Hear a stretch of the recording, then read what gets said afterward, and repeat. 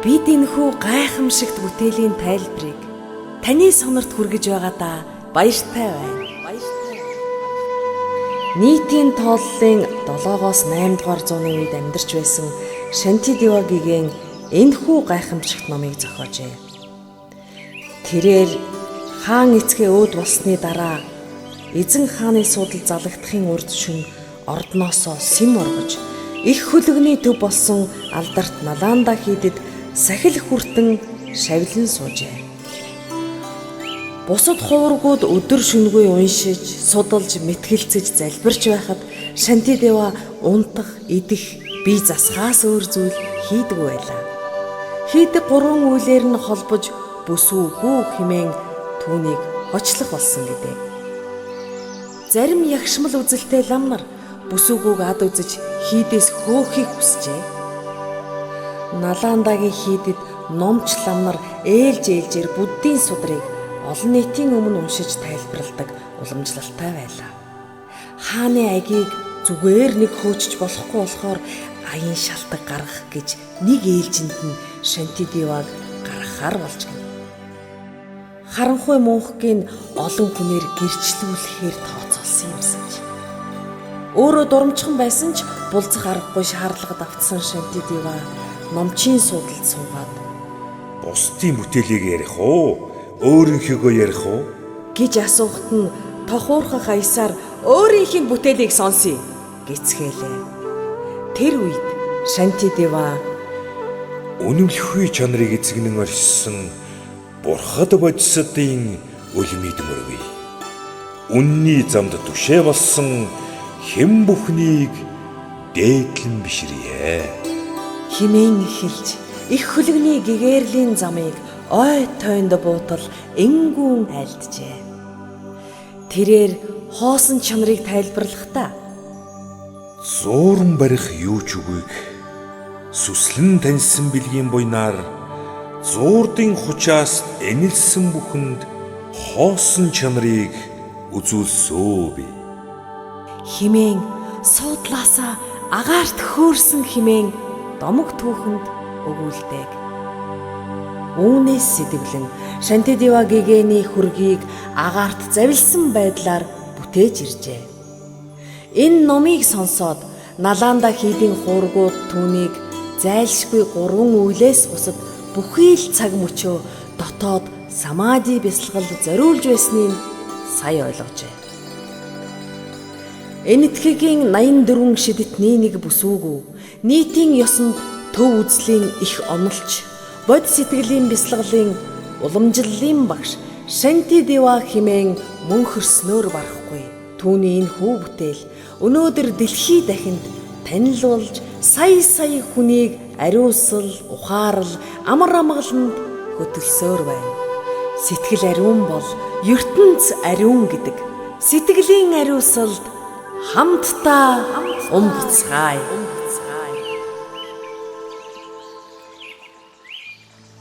Бурхан, Бурханы ном, Бурханы шав 3-ыг 3 эрдэнэ гэх агаад энэ 3-т итгэн бишрэгчийг гэгэрлийн шашинтай гэдэг. Төгс гэгэрэлд хүрэх бодисадын зам мөрийг Бурхан багш 6 бараамидад товчоолон сургажээ.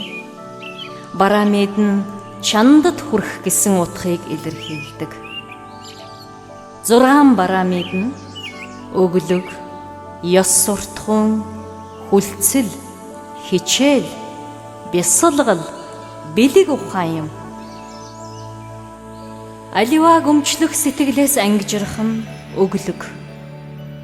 Бусдыг бие хэл сэтгэл 3-аараа хорлон хөнөөхийг цээрлэх нь ёс суртахуун юм.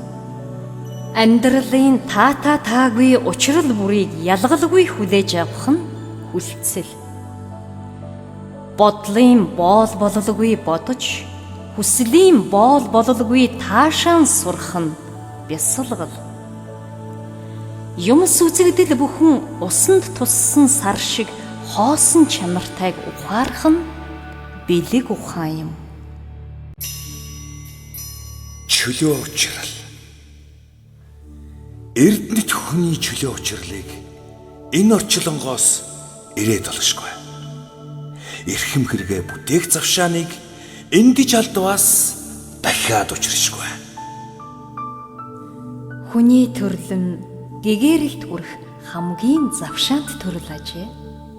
Учир нь энэ төрөлд бүх орчлонгийн жаргал зовлонг ая тунгийн тааруулж амсч мэдэрч харьцуулж ойлгох боломжтой. Гэгээрэлд жаргалаас илүү зовлон шимт хижээл болдог. Зовлонг танихгүйгээр гэгээрэх замгүй. Бид дандаа л өөр тийшээ харж өрөөл бусдыг сонжиж явдаг. Өөр л үгүй дотогшоо харахыг бурхад сургадаг. Бид муу муухайд шууд л итгэдэг хэрнээ сайн юмд товтон эргэлзэн. Өөрийгөө хизээж шинжихгүй өрөөл бусдыг л шинжиж сонжиж явдаг. Өнгө мөнгөний төлөө бол түмэн бэрх буман давааг туулж чадна. Гэгэрлийн төлөө бол нэг алхам хийхээс тойрч болсон. ертөнцид юу өгч вэ? Түүнийг л эргүүлж авдаг. Энэ бол мөнхийн хууль. Бод сэтгэлийн хүч.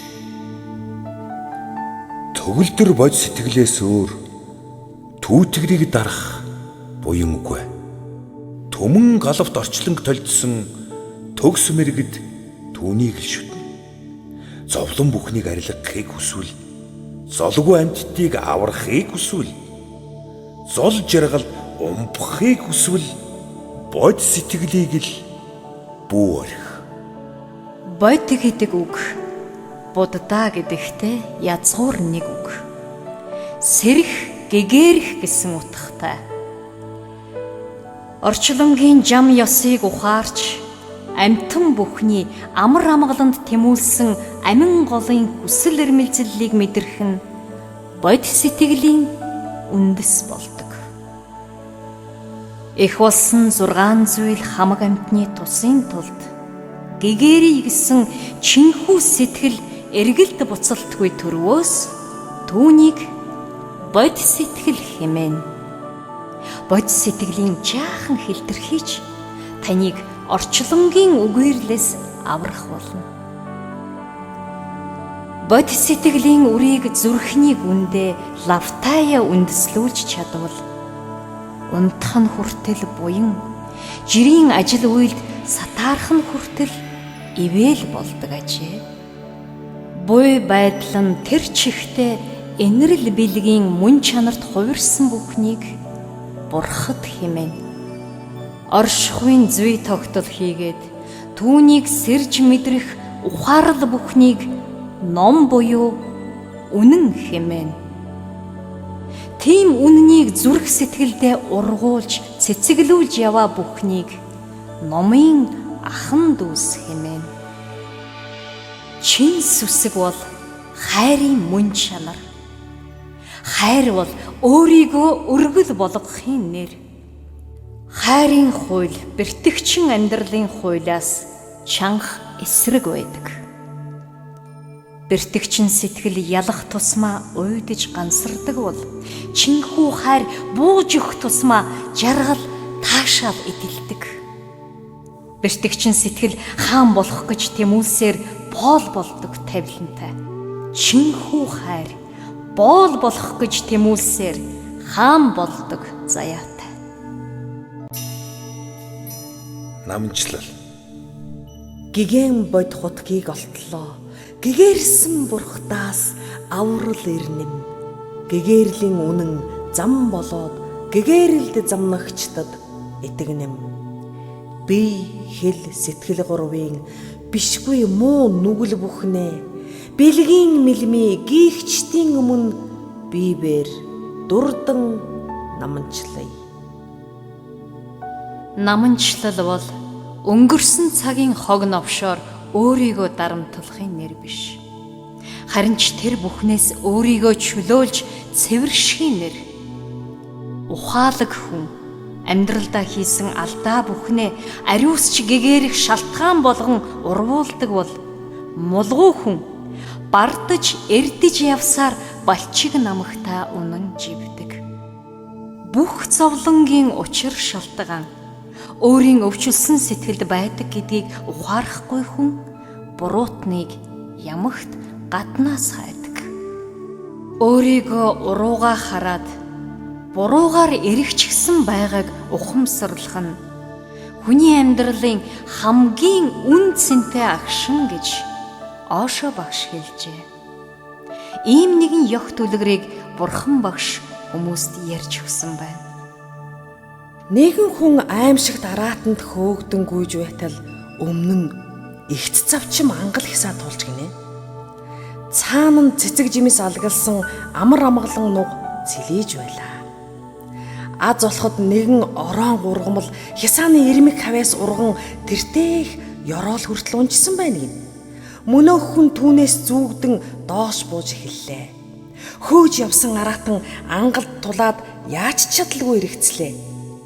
Жаал тайвширсан хүн хисааны илгэнд ургасан жимсний бутыг олж харлаа. Улаахан жимс надад хүрч чадах уу гэсэн шиг бүнжиж харагдана. Гэтэл хар цагаан хоёр хулган ханаас жим гарч ирээд өнөөх оронгыг мэрж эхэллээ. Харин тэр хүн хулганыг ч анзаарахгүй доош бууж амгалан нугад хүрхээж мартан жимс рүү тэмүүлж гарлаа. Хичнээн сарвайвч шүргэн алтхаас цаашгүйд улам тичяадан оронгоо савчин зүтгэсээр оронго тасрах мөч ойртсоор л байла. Хөөхий тэнгийн бяцуусэрхийг хэн харж зүрхэлнэм. Оронго бол хүний амьдралын чөлөө учрал. Мөнхөд үргэлжлэх амар амгалан гэгээрэлт хүрэх завшаан. Энэ завшааныг бид түмэн зовлон, буман төөрөгдлийн манан дундаас арай ядан олж авсан. Гэхдээ тэр үрдийн бус, зуурдын. Бушуу ашиглахгүй л бол хар цагаан хоёр хулган шиг өдөр шөнө хоёроор үргэлж сэмэрч байдаг. Үхэл мөнх бусыг ухаараагүй хүн ширхэг жимсний төлөө насаа хүрэх болно.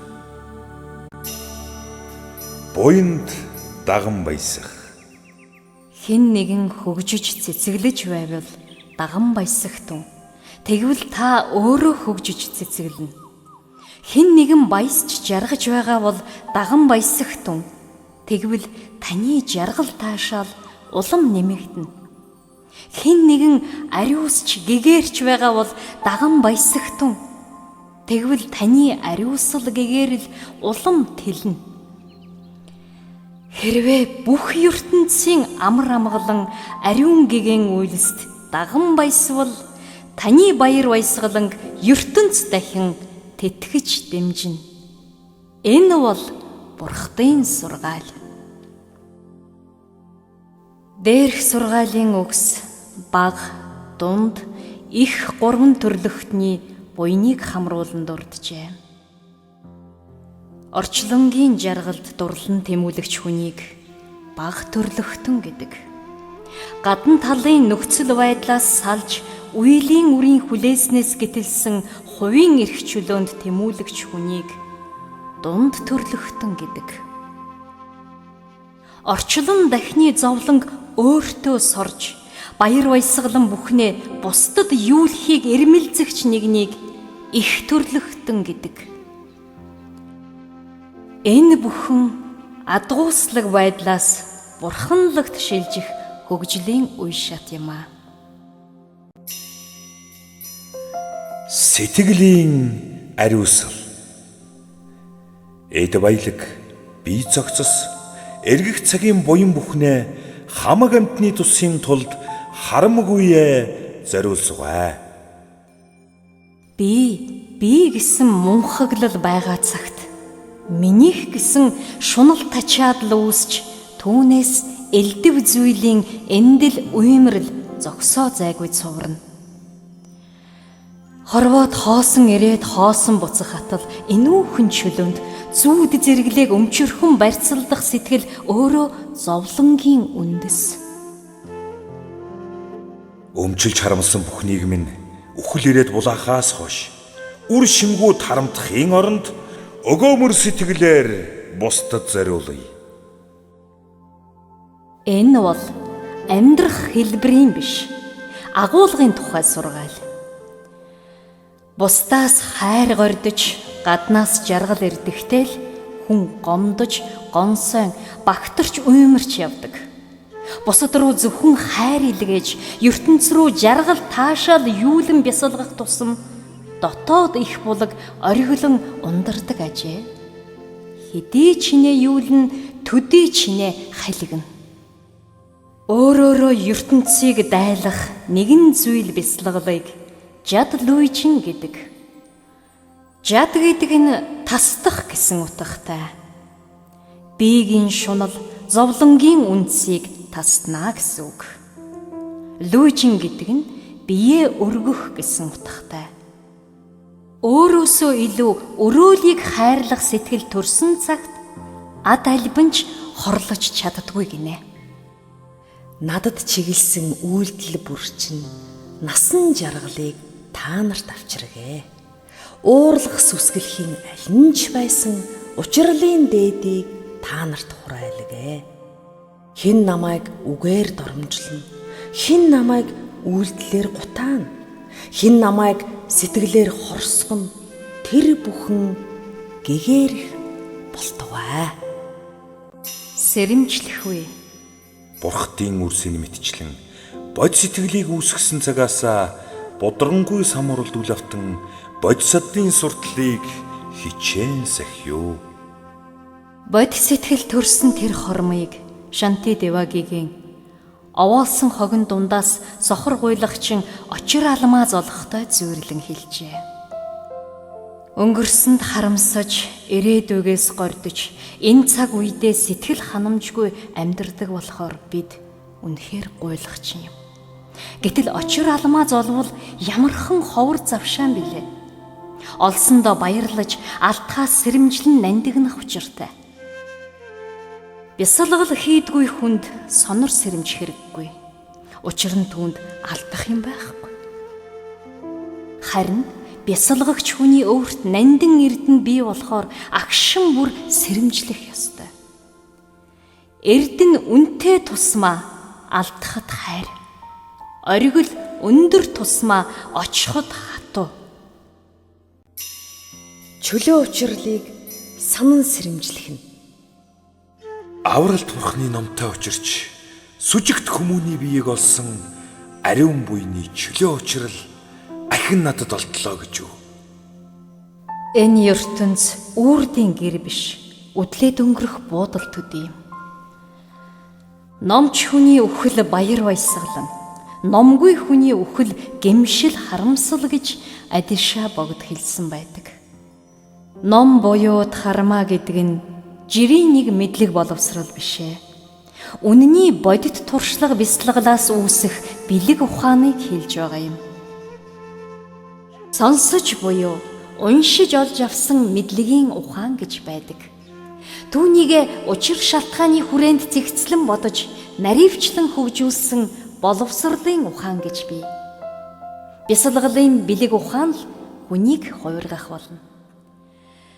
Нэг амьдралын мөчлөг дуусч бүх юмс эмх замбраагүй төлөвт орж, цоо шинээр ахин эмхлэгдэх онцгой агшин. Энэ агшинд дал тухамсарт хадгалагдсан хамгийн хүчтэй дадал болсон үйлийн үр сэрх агаад чухам тэрэл сэрсэн үйлийн хүч шинэ ертөнцийг эмхлэх залуур болдог. Иймд үйлийн үр бол байгалийн хууль юм а.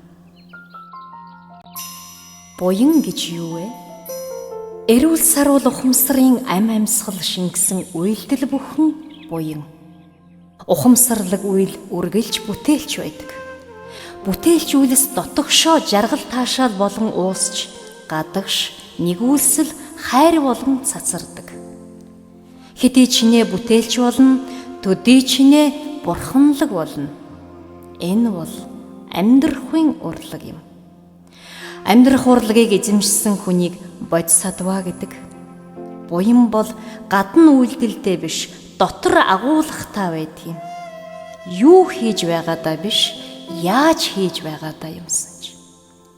Тийм болохоор Хэлбэр төдий буян үйлдэх гэж хайрын цагаа бүү үр. Эгээрл. Цэцэглэн дэлгэрэх буйны үндэсэн чинхүү эгээрл гэж бурхад сургасан. Эгээрлийн үндэсийг бүхэлёо гэвэл үйлийн үрийг үргэлж бясалгалтай. Эгээрэл бол бодимөрөөр ариусж амьдрах чигээр мэлцлэл юм. Үйлийн үрийг ухаарч таньсан хүний амьдрал аяндаа зөв голдрлоор урсгаж. Учир нь үйлийн үр бол амьдралын дотоод хууль юм. Үйлийн үрийг ойлгосон хүн амьдралаас айх айдасгүй болж зурсан зураг төрсөн төөрөг гэж үйлгэртэж явахгүй. Учир нь хувь зохиолыг өөрчлөх боломж шинээр туурвих сонголт амьдралын агшин бүрт агуулгастай байдаг. Амьдрал өөрөө зайлшгүй санамсаргүй хоёрын шүтэн барилдлага юм. Хайзенбергийн тодорхойгүй зарчим нь буддын үйлийн үрийн онолын нэг тал гэсэн үг. Хэрвээ зурсан зураг хөдөлшгүй хувь тавилан байдаг бол сэргэг сэхэлэг явахын хэрэг юу? Үүрмэг зүүрмэг явлаач зурсан зургаараа явах хойно. Бурхан багш муу өдөр муу цагт ажил хийснээс болж гай зовлон тохиолоо гэж ярьж байгаагүй. Харин ийм үйлийн үрээр л тийм явдал боллоо гэгчлэн тайлбарладаг байсан. Тэгэхээр жинхэнэ буддист хүний хувьд муу өдөр цаг гэж байх учиргүй гэж Далай багш айлтжээ. Өдөр бүхэн үлзий, гариг бүхэн сайхан, муу сэтгэлээ ялсан бүхэн ариун. Мунхагийн нойрноос сэрсэн бүхэн тэнгэрлэг гэж 8 гигийн сударт өгүүлжээ. Зовсны эцэст жаргах ёстой, жаргасны эцэст зовох ёстой юм шиг хүмүүс боддог. Гэвч мунхаг хിവэрээ явбал үргэлжлүүлж зовоод байхаас биш өөд нар харах цаггүй. Бас гэгэрэх тусам жаргал нэмээд байхаас биш зовж гаслах нь хаав. Гасалж ганираад байгаа бол мунхаг яваагийн шинжээ. Жаргал зовлон гэдэг чинь гадна дотн тусагдах юм биш. Дотоод сэрэл мэдрэхүйн тусгал юм. Амьдралын дотоод хуулийг гүн ойлгох тусам зовлон бол нүгэл, жаргал бол буян гэж тайлагдана. Гэгэрсэн хүний хаа байгаа газар бүхэн нь диваач. Нисвансыг санамсрэмжилэх нь. Уралдах хөл, барилдах гаргүйч, урин тачаал намайг дийлж үү. Баатрын зориг, башрын зайлгүйч, балаа Нисванис намайг дөрвөлж үү. Нисванис гэсэн үг зовлон шаналгаа гэсэн үг. Жинхэнэ зовлонгоо оншилж чадвал бусдаас буруу гэрж гадаад ертөнцтэй тэмцэл тулаан хийж явдаг дэмирлээсээ сална. Ямагт гадагшаа хардаг нүд маань дотогшоо эргэж утга учиргүй тэмцэлд өргөддөг энерги маань ухамсарлахын зүг урсч хэлнэ. Бясалгалд орж дотоод үйл явдлыг ажиглахын тулд тодорхой алслал хэрэгтэй. Нисванис буюу сэтгэлийн үзэгдэлтэйгээ ижилсэн барьцалдаж орхидогт бидний алдаа оршдог юм. Энэ барьцалдааг сулруулах арга нь Нисванисыг зуурдын үзэгдэл гэж ухаарах явдал юм. Гайхал Нисванисыг ажин шинжвээс гадаад үзэгдэлч алга. Дотоод сэрх үед ч алга. Гадна дотны завсарт ч алга. Хаач орших оронгүй тэр хаанаас ирээд амьтныг хорлоно вэ? Хий үзэгдэл төдий түүнээс хилмигдэж зочих учир юу? Бэлгийн хараа хурцлах тусам хий үзэгдэл аяндаа замхрах болно. Нэгэнт дайсан байхгүй хойно ялгахч, ялагдахч утга алга. Ялах ялагдахаас ангид тэмцэл тулаанаас чандад амар төвшин суух нь бясалгал цэцгэлсэн хором. Сэтгэлээ хамгаалахын учир. Сахил суртлыг мөрдөй гэвэл санаа сэтгэлээл сахин хамгаал. Санаа сэтгэлээ сахиж чадвал сахил суртлыг мөрдөж чадна. Бод сэтгэлийн 3 төрлийн сахил суртал байдаг. Эхнийх нь ёс суртахууны сахил буюу инэрл нэгүүлслийг амьдралын зарчим болгон мөрдөх. Удаах нь самади бяцлаглалын сахил буюу инэрл нэгүүлслийг амьдралын зарчим болгон мөрдөх. Гуравдах нь бэлгүүн чанарын сахил буюу үзэгдэлт орчлон зүүд мэт ухамсарлах. Ёс суртахууны сахил төгөлдөрчих нь самадийн сахил хөгжих үндэс болно. Самадийн сахил төгөлдөржүүл бэлгүүн чанарын сахил хөгжих үндэс болно. Энэ 3 сахилын хүчээр бидний сэтгэлд хуримтлагдсан ил далд бүхий л хэр буртаг ариусч гэгэм бод чанар маань тодордог юм. Тэгэхээр их хөлөгний сахилыг сахих нь сэтгэлийг сахих гэсэн үг. Сэтгэлийг онцлохын учир юу вэ? Нүгэл болон жаргал зовлон бүгд сэтгэлийн мөн чанартай. Сэтгэл ариун бол оршихуй ариун. Сэтгэл бохир бол оршихуй бохир. Гадна талын шалтгаан бүхнийг гардаж янзлаад дуусгах цаггүй. Гажууд сэтгэлээл зассан цагт гайхал орчлонг засах шаардлагагүй. Амьд сэтгэлээ жолоодохыг хүсвэл ажиглан шинжлэх ухамсар юугаан амьд тулвч алдахгүй байхыг алгаа хавсран захиу бий. Сэтгэлээ хамгаалах, жолоодох, номхруулах гэгчлэн Бурхны номд гардаг үг болгон ухамсарлах гэсэн утгыг илэрхийлдэг. Сэргэг ухамсарын хараан дор сэтгэлийн орон зайд Нисванисын хулгайч шургалж амжихгүй. Шургалаа гэхэд дороо замхар. Шургах симхийн ухамсар жаахан суларсан игшин. Тэгэхэр инэрл хайр, буян бэлгийн дотоод баялгаа алдахгүй гэсэн үг. Энэ утгаар нь сэтгэлийг хамгаалах гэж ярьдаг. Сэтгэлээ хамгаалах, харуул номхруулах ташуур нь ажиглах шинжхээс өөр юу ч биш. Нисванистай тэмцэх зэвсэг нь ажиглах шинжхээс өөр юу ч биш. Ямар нэг идэвхийлсэн үйлдэл хийлгүй энгүүн чөлөөтэй ухамсарлах гэсэн үг. Хором тутмын ухамсарлалд суралцахын тулд дараах зүйлсийг мөрдлөг болгохыг Шантидева Гигэм багш ийхүү зөвлөжээ. Шин зүрхний залбирал. Буруу зүвийг ялган таниулах, буйны садан башид шадаралж, сүслэн залбирагч хувь ёроол дүнд сүл духамсар хялбархан төрнө. 10 зүгийн бурхад бодисадва нарын мэлми цаг үргэлж намайг толдоосой гэсэн ухамсараар сэрэмж сэхээгээ тэтгэж байхыг Шантидева Гигэм зөвлөсөн байна. Сэрэмж төгс явдал өмөр.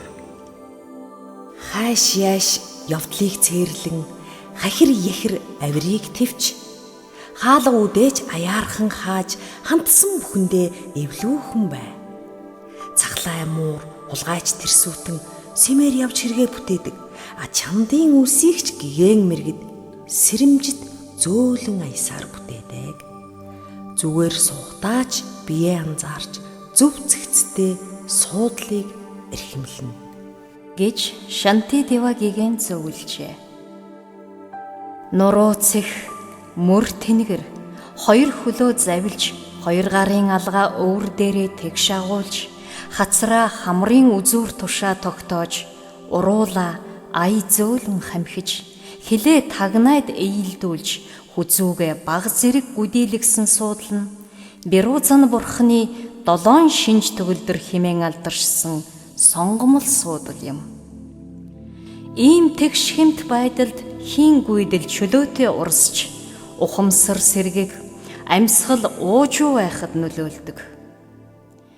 Энергийн урсгалыг тайван тогтуунаар ажиглах тусам бүх биеэр задран түгж буйн мэдрэгдэнэ. Энэ урсгалд бие махбод уйсан хайлна. Бие уйсхын хамтаар сэтгэлч уйсан хайлна.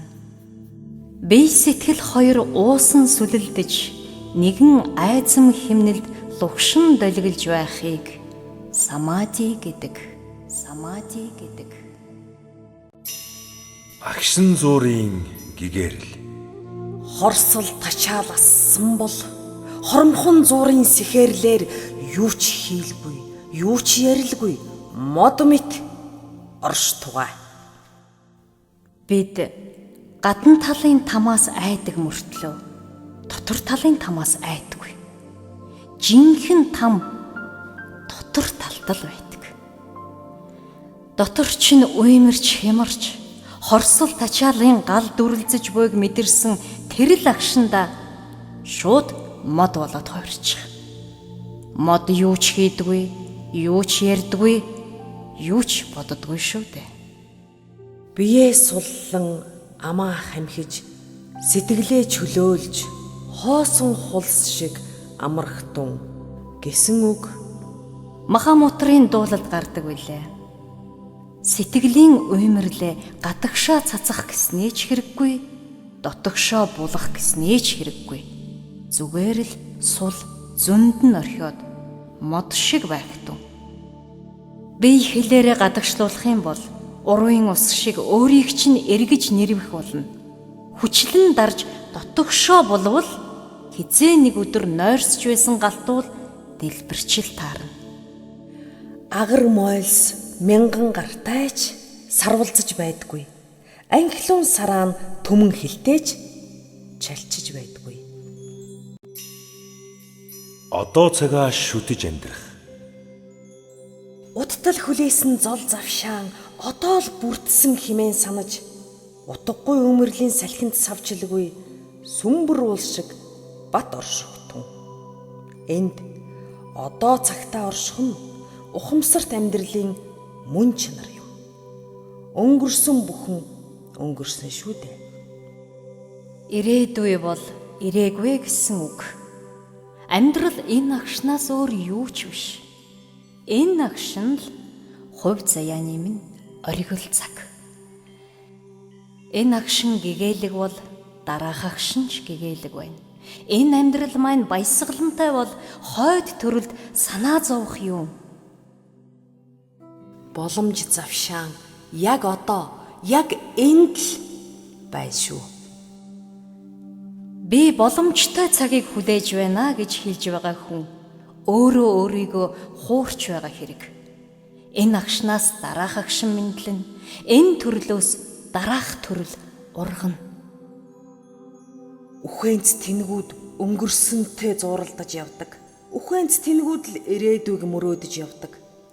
Энэ агшны шин сорилтыг хүлээн авах эр зориггүй болоод тэр. Энэ агшин л чамд хамгийн үн цэнтэй. Бие махбодын боолн бус эзэн нь байх. Бусдаас зээлсэн энэ биеийг өөрийн химэн өмчөрхөх юу? Тусдаа орших зам ёсыг өдий хүртэл ойлгосонгүй юу? Үгээр явахгүй албат боол эзний хишгийг хүртэх хувьгүй. Үнэн ч бус загнадаг биеийг өдөр шөнөгүй өргөмжлөөд яах нь вэ? Бид амьдралынхаа ихэнх эрч хүчийг махан биеийн эрх ашигт зориулдаг. Хамгийн сайхныг өмсүүлж, хамгийн сайхныг амсуулж, хамгийн тансаг газар байлгаж, хамгаас гоё харагдуулах гэж үйлээ үзэн тамаа цайдаг. Гэтэл тэр чинь бидний сүнсэн биед огт хамаагүй. Энэ дэлхийгээс түр зээлээд эргүүлээд энэ дэлхийд нь тушаах жамтай тоосон товрох шүү дээ. Бурхан Буддаа ийм нэгэн үлгэр альджээ. Эртээ урдын цагт 4 их нэртэй нэг эр хүн байжээ. Үүнийг бодож түүнийг санааширч аж амьдралаа хөөж явсаар нэг л өдөр хүн дөвчөнд нэрвэгдэж үхлийн босгонд тулж ирлээ. Энэ сүүлчийн хоромдоо тэрээр маш их ганцаардлыг мэдэрч амьсгал давчтан уймарч ууган ихнэрээ дуудаж гинэ. Хайрт гэрэг юм нэ.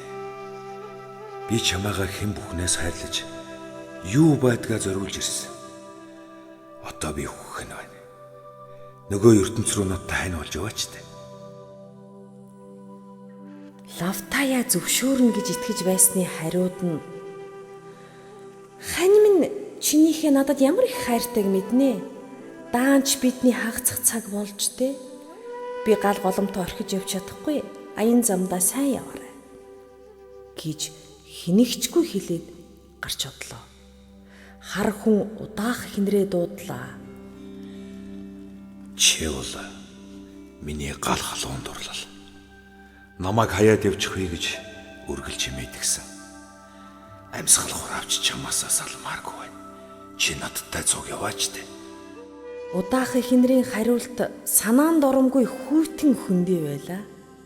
Уучлаарай. Анхны ихнэр чинь татгалзаж байхад би яхаараа цуг явах ёстой юм. Намайг хардаж харамлаж явсан чинь ердөө л таны амиа бодсон зан шүү дээ.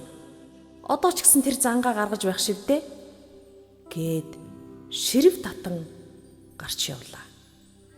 Хөөрхий ир 3 дахь ихнэрийнхээ гараас атгаж сүүлчийн гуйлтаа өчлөө. Бүсгүй нулимс унган уярч сонссны эцэст хайрт хань минь чамаасаа салах надад ч бас хэцүү байна. Тэглээгээд би яах вүлээ дээ. Оршуулгын газар хүртэл чамдаа хань бараа болж үдэн гаргая да гэж хэллээ. Ийхүү 3 ихнэрийн хинэнч хойд ертөнцлөө хамтдаа явахыг зөвшөөрсөнгүй. Гор тасарсан ир 4 дахь ихнэрээ дуудлаа. Ихнэр нэртэй боловч энэ айлын бохир буртаг бүхэнд хутгалдсан боол шивгчин аятай шовдор нэгэн байжээ. Инхрилж хайрлагсад нь орхиж байхад ир нөхрийн хайр халамж амсаагүй тэр эмэгтэйгээс ээлтэй хариу сонсохгүй дээ гэж бодсон ч үхлийн аимшиг ганцаардлын гашуунд зүрх шимширсэн хар хүн хамт явахыг түүнээс зориглон гуйлаа. Гэтэл ямар хариу сонссон гэж та чинь миний ир нөхөр. Би таны аваал ихнэр шүү дээ. Жаргал зовлон амьдрал үхэл юу ч тохиолдсон бид хамтдаа байх болно гэлээ. Буддаа энэ ёх түлгэрийн утгыг тайлбарласан нь нэг дэх ихнэр бол бидний бие цогцыг бэлэгдэж байгаа юм. Хүмүүс бие цогцоо өдөр шөнөгүй хайрлан бөөцөлж, өнгөтнийг өмсүүлж, амттныг идүүлэх гэж мэрээдэгч эцсийн амьсгалаа хураахах шинд зээлсэн юмаа эзэнд нь эргүүлж тушаахын үлгэрээр энэ дэлхийд үлдээдэг. Хоёр дахь ихнэр нь эд баялаг, эрх мэдэл, нэр төрийг төлөөлж байна. Тэр бүхнийг олж авах гэж, олсон хойноо хадгалж харамлах гэж өдрийн бодол шөнийн зүуд болон шаналж зүдэрдэг. Гэлээж үхэл эрхийн цагт гавьяарах юм нэгээхэн ч үгүй гар хоосон буцдаг жамтай. 3 дахь ихнэр бол бидний ах дүү, амраг садан, анд нөхөд юм. Хичнээн ижил тасал уулж, элэг зүрхээрээ уягдсан ч бай, булшны газар авсны дэргэд уйлж хоцорхоос биш. Нөгөө ертөнцөд нөмөр нөөлөг болж явах хинч байхгүй. Тэр бүгд төр зуурынх билээ. Эрэхтэй ганцаараа ирсэн шиг буцахтаа ганцаараа л буцна. Тэгвэл 4 дахь ихнэр юу бэлэгдэнэ? Энэ бол бидний сүнсэн бие. Хүний ертөнцөд үдэлсэн аялал өндөрлөхийн цагт үхшгүй сүнсэндээ үйлийн үрээ тэнчээлэн бид буцах болно. Үрдийн амраг мэт түүнийгээ зуурдын холбоо сүлбэтнээс дорд үзэж, мунхарлын бохир ялгацсаар гутааж явсан алдсыг хожим юугаар цайруулна? Нээлттэй зүрх, өгөөмөр сэтгэл. Бусдын үгийг хүлээцтэй сонсч, буруу байсан ч бүү басамжил. Зүйтэй үгийг бишрэлтэй тосч, зүрхний гүндээ уусхан шингээ. Хэн нэгэн таныг гутаанд оромжилвал уурлаж гоморхох хэрэггүй. Харин өөрт чинь тийм муу чанар байгаа эсхийг шинжил. Байхгүй бол өөрийнхөө гэмгүйд баярл. Байгаа бол үннийг хэлсэн тэр хүнийг багшлуугаа дээдэл. Хэн нэгэн таныг магтаж сайшаавал онгирч сагсуурах хэрэггүй. Харин тэгш омголон сэтгэлээр өөрт чинь тийм сайн чанар үнэхээр байгаа эсхийг шинжил. Байгаа бол түүнийгээ эрхэмэл мандагна. Сайшаал магтаалд өнгөрөх нь сайн сайхна гээхийн цундам. Дургүй хүний чинь хүмагтвал дурам царайлж эсэргүүцэх хэрэггүй.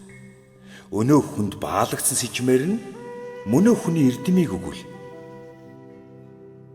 Хүн бүхэн өөр өнцгөөс хорвоог хардаг. Таны л харсан зөв бусдынх буруу биш ээ. Надад таалагдсан зүйл танд таалагдах албагүй. Яг өөр шиг харж мэдэрч сэтгэсэнгүй гэж бусдад уурлаж явдаг нь юу? Бусдыг буруутгаснаас өөрийгөө буруутгасан нь дотоод хөгжилд хавьгүй дээр. Хэдий чиний олон өнцгөөс олон хүний нүдээр ертөнцийг харж чадна, төдий хэрээр ягшмал хандлагаас салж шүтэн барилдлагыг ухаарна. Хэрвээ бусдын сайн сайхнаас баяр уйсгалан амталт сурвал хизээд өөрөө чинь жаргалд ундрахгүй.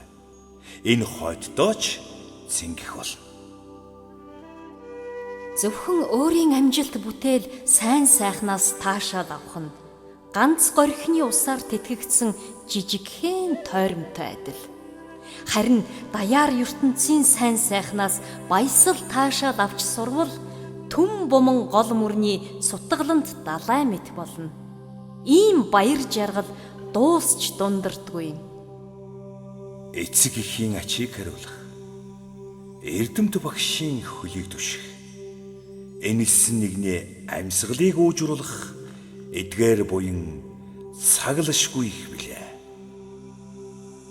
Тусагдхуун талаас эцэг эхээ ачлах, номын багшаа хүндэтгэх, ядарч туйлдсан нэгэнд туслах буян эрхмийн дээд билээ. Эцэг эхээ ачлахын дээд нь гэгээрэл юм. Гэгээрэл сүнслэг мөн чанарт хамаатай болохоос махан биед хамаагүй үзэгдэл. Бод мөн чанар үхшгүй мөнх боловч та бидний дунд үзэгдэж харагдаж, үнний өглөгөө түгээхийн тулд эгэл бие цогцсыг ашигладаг. Дэлхийн тасархай болсон тэр бие нь дэлхийнхээ жамаар л явна. Гэгээрсэн хийгээд гэгээрэлд замнаж яваа тийм хүмүүст өргөл өргөх нь ариун буянд даган баясч адис ёроолыг тогтоож байгаа хэрэг. Тийм хүмүүсээс үнэн номын өглөг хүртэх нь эрхэм дээд завшаа юм. Үнэн номын төлөө эд хөрөнгө байтугай бие сэтгэлээ өргөх нь зүй. Өөрийн үйлдэл буян номыг өрөөл бусад руу битгий түлэх. Өөрөө үйлдэж чадахгүй бол өрөөл бусдыг битгий доромжил. Адиша богд бурхан шүтээндээ өргөл тахил мандлыг өөрийн гараар нямбайлан бэлтгэдэг байжээ. Лагшин чилээр хүү байхад нь шавнар нь Багшаа, та амарч бай. Бид бэлтгэе. Гэхдээ нь Ухаас та нар намайг өлсөх юм бол миний өмнөөс хоол идэж туслах нэ. гэж яжилжээ. Улам төгөлдөрчхвэ. Өглөг буйнаар дөрөөлөн байж өөдөөдөө дэвшин суралцсан. Өмнөхөөсөө хойдхон чухлыг үргэлж дотроо санаж дэнсэл.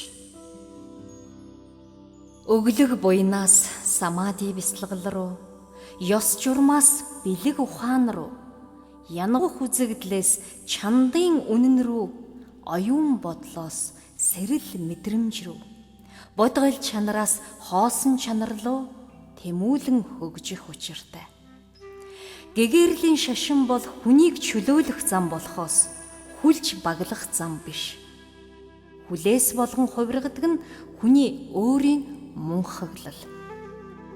Өчүүхэн цусрын ашигын төлөө өнийн хэрэгэ баллах хэрэггүй. өөдлөх замд хамгийн чухал нь үлэмжийн нэгүсэл гэдгийг санаарай. Хэлбэр төдий буян, ёс төдий сахил, дүрслэл төдий бясалгал, төсөөлөл төдий мэдлэгт зууралдаж, жинхэнэ гэгээрлээс төөр үзээ. Төөрлгүй яваага юугаар мэдхэв? Энэрх хайрын шалгуураар л мэднэ. Нэгүүлсэх хайр бидний дотоод буддаа чанарын илэрхийлэл. Хэдий чинээ дотоод чанар руу ойртон төдий чинээ нэгүүлсэл хайрын долгио нэмэгдэнэ. Шашинлаг хүн боломжит бүх сувгаар эрэл хайгуул хийдэг. Агуй нээлтгийгчид цөмөөрөө олон хэмжээст хүмүүс юм. Нэг хэмжээст хүн хизээч нээлт хийдгүй. Хүн олон хэмжээст орох тусам цэнгэл таашаал эдэлж сүнсний хөгжлийг мэдэрдэг юм. Амьдрал өөрөө суралцахгүй билээ. Юунд суралцаж буй? Түүндээ амьдралаа юул. Тэр цагт чиний өмнө далд чанарын нууц тайлагдана.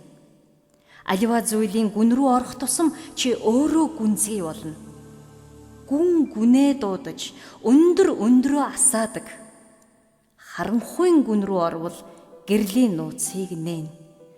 Нууцыг нээх хэрээр үний сүнс баяжна. Энэ бүхнийг бодтойгоор хэрэгжүүл. Эс бөгөөс үгийн гарц шүү. Эмийн жор уншсан төдийгөр эмгэг өвчин чинь эдгэнэгжүү. Уур бухимдал үүсэх шалтгаан. Уур хилэнгээс жаргал төрөхгүй. Уршиг балган өгүүлж баршгүй. Уур хилэнгээс салсан хүн л энэ хойдтоо жаргах ёроолтой. Уур бухимдалд шатаж явдаг хүн халуун тамын амьтнаас ялгаа юм. Уур бухимдал хаанаас үүсдэг вэ? Өөрийгөө анзаараарай. Би үүнд дуртай, түүнд дургүй. Тэнд байвал гоё, энд байвал муухай. Надад ийм хүн таалагддаг, тийм хүн таалагддаггүй гихчлэн бөөн ялгаа салгаа хийдэг үсттэй. Хэдий чинээ оршихуйг ялгаж, салгаж, зааглаж, хаглаж, бутаргаж байна. Төдий чинээ та өөртөө уур бухимдал үүсэх орон зайг бэлдэж байгаа хэрэг. Гол шилхийн тохиолдол бүрээс сэтгэл өмөрөл аяндаа үүсдэг. Уур хилэн түгээр хооллож, улам төлжөөд намайг даралдаг. Залруулж болох тохиолдол аваас уурлаж унтууцах хэрэг юм. Залруулж болшгүй тавилан бол уурлаж унтууцлаа гэж нэмэр юм. Хоосон чанарт ертөнцийг ямар өнгөөр будах нь таны сэтгэлийн бэх, үеийн биерээс хамаарна. Та өөрийнхөө зовлон жаргалыг урлан бүтээгч гэсэн үг. Таны ярвайн идэж байгаа хоолыг хэн нэгэн амтархан иднэ. Үүмэрч давчтаад байгаа гэр орон чинь өөр нэгний хувьд мөрөөдөл болсон диваажин. Хархаас уур хүрээд байгаа дэрэгдийн хүнийг чинь хайрлаж жаргах хүн хаа нэгтээ байгаа гэдгийг санаарай. Энэ орчлонд хэн нэгэн жаргал таашаал эдэлж байгаа бол тандаж гисэн тэр боломж байгаа гэсэн үг. Боломжийг ашиглаж чадахгүй байгаа бол чинь таны өөрийн мунхаглал үсттэй. Зовлонг хүлээн авахгүй. Уймрах шалтгаан дэндүү болоо. Уужрах шалтгаан даанч цөөхнө. Ухаарч үз. Сэтгэл минь чи зовлон байж л гэгэрл байдгийм. Гэгэрл бол танин мэдхүйн нэр. Буддаа гэдэг үгийг танин мэдгч гэж орчуулах нь ч бий. Жосе Римбучигийн хэлснээр энэ бие минь элбийн цогцос билээ. Өвдсөн ч би жаргалтай. Өмнө хураасан муу үйлийн үр шавхарч цэвэршин. Өвчнгүй бол мөн л жаргалтай. Бие сэтгэл омголон бол үйлс бүтээл өрнөө. Эд мөнгөгүй бол би жаргалтай. Гадна дотны шунал хомголцлоос ангид чөлөөтэй амьдрах болно. Эд мөнгөтэй бол би жаргалтай. Өглөгийн үр тариалж үнийн хүнсээ базаана. Үхэл ирсэн ч би жаргалтай. Энэ л гэгэн ухаарлаа үрлэн явхад бодмөрийн урсгал хаанаас тасрах. Өн удаан насалсан ч би жаргалтай. Ариун бясалгал минь улам цэцгэлж аяхлан үнэрээ түгээх болно. Буйны дуршил. Хүлцлийн хүчээр хичээнгүй гүйсгэн. Хичээнгүй хүчээр гэгэрлийг ол. Хийгөө бол юмс хөдлөхгүй шиг хичээхгүй бол буян хөгжихгүй. Буянд дурших нь хичээл бөгөөд бууршгүй сэтгэлийн эсрэг тал нь бодонгуй залхуу, буртагт шунамхай өөрийгөө басамжлах өөдгүй зам мөн. Бясалгалын учир утга. Амирлангуй агаад нэгэн бэлгээр атгаг Нисванисын үндсийг таслана. Ахуй ертөнцөөс сэтгэл ангиж ирж амирлангуй чанарыг анхлан эзэмш. Эхлээд тайвшир, улмаар гэгээр. Амирлангуйн төлөвт орсныхоо дараа л бэлэг ухааны бясалгал хийх учиртай. Амирлангуйн бясалгал бол өвчин намдаах тариатай адил. Бэлэг ухааны бясалгал бол мэс засал хийх, өвчний үндсийг таслахтай ажил. Сэтгэл энд одоо цагта бүрэн төгс уусах цагт бодлын талсжил сарниж, сэтгэлийн хайлан болсноор тув тунгалаг, гэгэн саруул орон зайг мэдэрнэ. Энэ үед дотоод хий бүх биеэр задран түгснээр биеийн хайлан болж хөнгөн шингэн долгиолог мэдрэмжинд умбана. Ийм жаргал таашаалыг амирлангуй төлөв гэж хэлдэг. Бид үнэн дотор бурханлаг дунд байсаар атлаа мунхгийн зүүдэндээ автаж зовлон нажлаа эдэлдэг юмсан ч. Зүүднээс сэрэх арга замыг бясалгал гэдэг. Бод сэтгэлээс илүү эд шид байхгүй. Хоосон чанараас илүү эрх чөлөө байхгүй. Хайрлан нэгүүлсэхээс илүү буян заяа байхгүй. Ариусан гийхээс илүү ашиг завшаан байхгүй.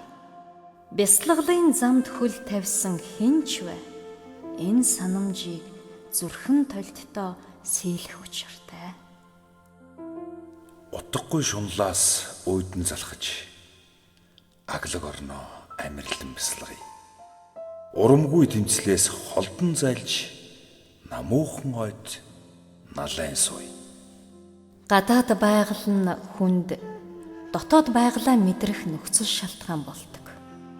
Байгаль өөрөө хиймэл зүмэд юмгүй энгүүн учраас байгалийн орчинд биет хүний өмсгөл зүүсгэлээ тайлж энгүүн мөн чанараа ухамсарлахад дөхөн байдаг. Ердийн өрөө тасалгаанд байлаач та түүнийг ингчингийн орны ой цэцэрлэг буюу Агнестийн ариун дагшин агуй хэмээн төсөөлж 10 зүг 3 цагийн гэгэн бод садва нарын адислал дор их болсон хамаг амьтны тусын тулд энэ суудал дээр гэгэрэй гэсэн бод сэтгэлийг үүсгээрэй. Бясалгалын суудал чухал үүрэгтэй. Буддагийн тэгш хэмт бадамлынхаа суудал бол бие сэтгэл тэгш омголон оршихын үлгэр загвар. Амирлангуй бясалгалын утга учир нь энд одоо цагта бүрэн уусахад оршино. Энд одоо гэсэн зарчим бол бясалгалын гол мөрдлөг. Сэтгэлээ ажиглах нь хэцүү бол амьсгалаа ажиглаарай. Амьсгал бол сэтгэлийн биелэг хэлбэр. Сэтгэл бол амьсгалын ухамсарлаг хэлбэр юм. Сэтгэлийн хэмнэл өөрчлөгдөхөд амьсгалын хэмнэл өөрчлөгддөг. Сэтгэл уужрахад амьсгалч уужрна. Амьсгал зогсоход сэтгэлч зогсдог. Энэ бол жинхэнэ амарч тавирч буй мөч юм. Энэ үедээ та дотоод орон зай руугаа хараагаа шилжүүл. бодлын хоорондох хоосон орон зайг мэдэр. Бодол тэгээд хоосон, ахаад бодол, дахиад хоосон. Ажиглах тусам хоосон орон зай улам тэлнэ. Нэг л мэдхэд хов хоосон тув тунгалаг орон зайнаас өөр юу ч үгүй болно. Энэ бол таны дотоод аглаг орон юм. Жинхэнэ сэтгэлийн байгаль. Өнгө мөнгөний ертөнцөөс ирж олшгүй тансаг диваажин. Энэ сэлүүн хоосонд улам гүнзгий нэвтэр. Дотоод орон зай тань гадаад орон зайлууга уусалдаж бүх ялгаа зааг арилж замхарнаа. Үнэмлэхгүй үнэн. Үзэгдэх хэлбэр янагуух үнэн. Үнэмлэхгүй чанар чандын үнэн. Янагуух үнэн оюунд хүртэгдэнэ. А чандын үнэн оюунаас хитээднэ. Чандын үнэн оюунд баригдашгүй. Оюунд баригдашгүй учраас л түүнийг чандын үнэн гэдэг. Бидний сэрэл сэтгэхүйд хүртэгдэж буй бүхэн янагуух. Янагуух гэдэг нь наад талын өнгөц байдал гэсэн үг. Үннийг илэрхийлж болдоггүй юм. Үннийг илэрхийлсэн цагт тэр үнэн биш болно. Бод модны дор бясалгалд суусан Будда үннийг нээгээд 7-49 хоног дуугүй суусан гэдэг. Бэлэг Барамидын сударт өгүүлснээр Гүн амирлангүй тойруулаас ангиж ирсэн гэгэн тунгалаг хорон эсвэлдсэн мөнхийн аршаамт үннийг би оллоо. Хинд ч тайлбарлсан ойлгохгүй тул дуугүй сууя гэсэн үгийг Буддагийн хамгийн эхний сургаал гэжээ. бие үгийн бясалгал. Айгч биеийн бодтойсон бол айлгах аюул хаанаас мундах вэ? Ажиж шинжвээс бие гихч алга. Аюул гэхээр хэнийг нэрвэх вэ? Төрд гавьяатай түмэнд хүндтэй нэгэн ноён байжээ. Эрх хүч эд баялагтаа эрдэж бардахыг цээрлэн энгийн даруй суртал ёсыг эрхэмлэн Буддийн сургаал номыг хичээнгүйлэн судлах болж гин. Нэгэн номч ламтай багш шав барилдаж өдөр бүр номын аршаан хүрдэг байв. Их хүн боловч шавийн бишрэл тахимдуу ёсыг сайтар сахидаг байлаа. Нэгэн өдөр багштайгаа уулзаж суухдаа Хутагт минь ээ. Бэлэг Барамидын сударт олонтоо гардаг биеийг баримтлах уу гэж чухам юу хэлнэ вэ? хэмээн их л нухацтай асуулаа. Энэ асуултыг сонсоод үргэлж амарлангуй мишэл тодорч байдаг багшийн царай цочрох хувьс хийж Элий болоо юм асууж явдаг. Эргүү хар илжигвэ чиж. хэмээн зандарчээ. Насандаа ийм доромж үг сонсож үзээгүй ноёны уур гомдол эгшин зур оволзож нүүр нь минчиж гүрээн гүрэлзэж амьсгал нь бөглөрөөд ирвэ. Тэр үед багш инх төвшин дүрэндээ эргэн ороод намуухан дуугаар За энийг чинь биеийг баримтлах гэдэг юм да. хэмээн хариулжээ. Үзэгдэлд үнэмшигч муухагийн хамгийн гол илэрлэл нь биеийн үзэл юм. Цусанд нэвчсэн хор мэт бидний сэрэл мэдрэмж, бодол төсөөлөл бүхэнд шингэмэл энэ өвчний нянг хоосон чанарын бясалгалаас өөр юу ч устгаж чадахгүй. Биеийн үзэл үргэлж өнгөрсөн болон ирээдүгээр тэжээгдэж байдаг. Энэ агшинд бүрэн уусахад бие алга болдог. Яагаад гэвэл энэ агшинд өөрөө хоосон чанарт алдахын айдас, олдохын горилго юу ч байхгүй. Тийм учраас түүнийг жинхэнэ эрхчлөө, жинхэнэ амьдрал гэдэг. Амьдралыг таниж ойлгосон хүний хувьд үхэл гэж ерөөсөө байдгүй. цогцын хоосон чанар. Би байхгүй ч цогц юмс бодтоор оршин байна гэж үзвэл ташаа хэрэг болно. Би махбод сэрэл мэдрэмж сэтгэлийн урсгалд бие даасан бодит чанар байх уу? Эхлээд бие шинжлэе. Би бол дүрст цогц. Биеэр жишээлэн бүх ахуйг ухаарч болно. Хэсэг хэсгээр нь салгаад үзвэл хилтэс хилцээр нь ялгаад харуул. Аль нь ч хүн бие юм бэ?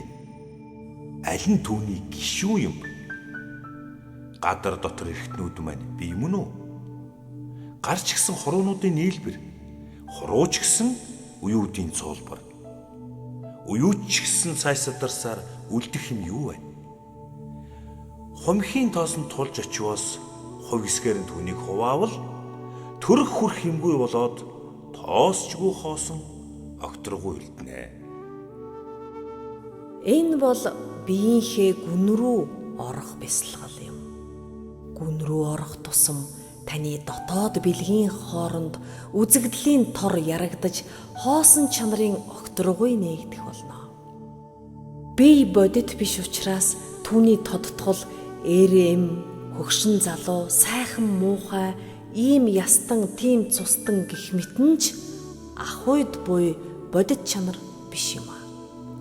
Байгаль оршихуйг байгалаар нь ажиглах нь хоосон чанарын бясалгал билээ. Мэдрэмжийг шинжихгүй. Зовлон хэрвээ бодиттой юм бол золтой үедээч гуних нь яагав. Жаргал хэрвээ үнэн юм бол жамтай юм шиг цэнгэх нь яагав. Таатай мэдрэмжээ жаргал, таагүй мэдрэмжээ зовлон гэж бид ойлгодоо. Энэ мэдрэмж хаанаас ургана вэ? Хэрв зовлон жаргал бидний сэтгэлийн мөн чанар юм бол цаг үргэлж зовлон эсвэл жаргалыг мэдрэх байсан. Тэгвэл зовлон жаргал нь сэтгэлийн мөн чанар биш бол ахуйн мөн чанар уу? Аль эсвэл Амтагдаад байгаа тэр зүйл чинь атгаг шунлын дэлб юмсан ч атгаг шунлаас нь салгахын тулд ажиглан шинжих бясалгал хэрэгтэй. Урган замхрах сэрлийн долгионыг таатайд нь шунаж, таагүйд нь унтууцалгүй тэг шамгалан сэтгэлээр ажиглах тусам хоосон чанарыг нээх болно. Мэдрэхүйн эрхтэн ба хүртэгдэхүүн хоёрын учирлаас мэдрэмж төрдгийг бидний ердийн туршлага харуулдаг. Амсагч эзэн хоосон агаад амсагдах мэдрэмж нь ч хоосон байна. Уг учрыг таньсан цагт үжиж шунал алдрах нь лавтай. цэлмэг огторгойн саран цээлийн усанд тодорвч уснаас түүнийг барихгүй. Учир бүхнийг тэгж л ойлго. Хөвчийн ууланд хүмүүс хүүг дуу үүсгэхэд цуурай хадавч баригдашгүй. Цугаар юмсыг тэгж л ойлго. Ангил охин зүүдэндээ амаргаа тэрч баясаад алдаж бас шаналх шиг амьдрал ахуйг бас л тэгж ойлго. Халуун зуны наранд хатаж цангасан хүнд зэрэглээ ус шиг харагддаг. Жирийн юмсыг тэгж л ойлго. Ус зэрэглээнд байхгүй ч уухыг хүснэ мунхагуд ууж гихтээ ядахгүй өлегт орчлон тэгж л ойлго. Сэтгэлийг шинжихгүй. Сэтгэл гихчийг эрж хайвал сэрхэхүйн эрхтэнд үл орших, хүртэхүйн юмстж үл орших, хүндээ завсартж үл орших. Жаргал зовлонг амтлаад байдаг сэтгэл минь хаана байна вэ? Сэтгэлээр унлаа, сэтгэл өвдөж байна, сэтгэл хөөрлөө, сэтгэл хөдөлж байна гэдэл унаж тусч өвдөж хавдаж хөдөлж хөөрцөглөөд байхыг бодоход биетэй бодтой зүйл шиг. Гэвч эрж хайхаар энгээд заачих бие тэргээд тэмдэглэж газар алгаа. Угтаа тэр нь хоосон болохоор, уйгдаж хүлэгдэх биегүй болохоор амтан бүхний цаад чанар арилсан нирван гэдэг билээ. Нэг шив багшаасаа "Багшаа, нохоонд буддаа чанар бий юу?" гэж асуухад багш нь нохоо ойлгох хаятай "Үү" гэжээ. Хариултгүй хариулт. Тийм ч гээгүй, үгүй ч гээгүй.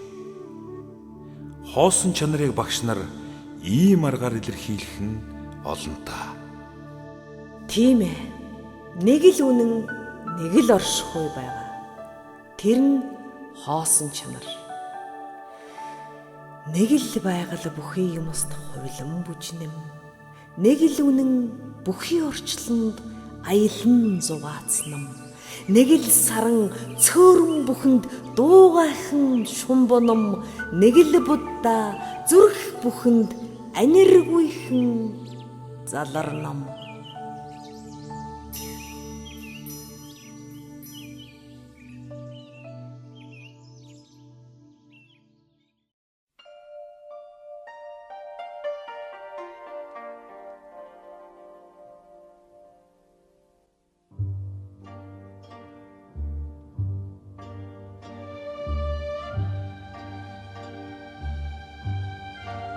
Аврал бүгдийг хураасан ламын адист дээр ахуй уйсын доройтол бүхэн амьдрална. Хорвоогийн сайн үйлс сүндэрлэн бүтэж хотол даяар жаргал цэнгэлийн өлзий орштугай. Эрхэм таны мэлми оюун тунгалаг сэтгэл санаа амар амгалан байхын ёроолыг өргөе. Ом сайн амгалан болтугай. Ом сайн амгалан болтугай.